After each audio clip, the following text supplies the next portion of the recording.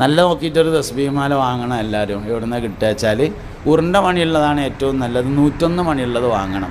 33, 33, 33, 99 2 വലിയ മണി, അങ്ങനെ 101 മണിയുള്ളതാണ് വാങ്ങേണ്ടത്.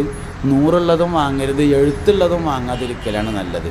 എഴുത്തുള്ളത് ചിലപ്പോൾ ഷിയാക്കളുടേതായിരിക്കും, നമുക്ക് പെട്ടെന്ന് തിരിച്ചറിയാൻ പറ്റില്ല. ഉരുണ്ട മണിയാണ് നല്ലത്. 101 ഉള്ളതാവണം. 100 മണിയുള്ളത് നമ്മളതല്ല. തസ്ബീഹ് മാല നമുക്ക് മാത്രമല്ല ഉള്ളത്, പല മതക്കാർക്കും ഉണ്ട്. അതുകൊണ്ട് 101 ഉള്ളതാണ് നമ്മളത്, അതന്നെ വാങ്ങണം. ആദ്യം ആണിമ തൂങ്ങട്ടെ. പഞ്ച് കിടക്കുമ്പോൾ ഭാര്യനോട് ഏടി എൻ്റെ തസ്ബീഹിൻ്റെ എടുത്താന്ന് പറയണമെങ്കിൽ ആദ്യം സാധനം ആണിമ തൂങ്ങണ്ടേ, എന്നാലല്ലേ പറ്റുള്ളൂ. ആദ്യം ആണിമ തൂങ്ങട്ടെ, എന്നിട്ട് നമുക്ക് കൊണ്ടടക്കൽ പിന്നാക്കാം. അപ്പോൾ അതുകൊണ്ട് 2 സാധനം എല്ലാവർക്കും വേണം. ഒന്ന് അവനാൻ്റെ വെച്ചിട്ട് കുറച്ച് വലിയ എഴുത്തൊക്കെ ഉള്ളൊരു മുസാഫ്, മറ്റൊന്ന് ഒരു തസ്ബീഹ് മാല. ഇത് രണ്ടും അവനാൻ്റെ സ്വന്തമായിട്ടുണ്ടാവണം, വാങ്ങണം എല്ലാവരും. ചെറിയ ചെറിയ കാര്യങ്ങളാണ്, പക്ഷെ വലിയ ദറജ കിട്ടും അതുകൊണ്ടൊക്കെ. തസ്ബീഹ് മാലിൻ്റെ പ്രത്യേകത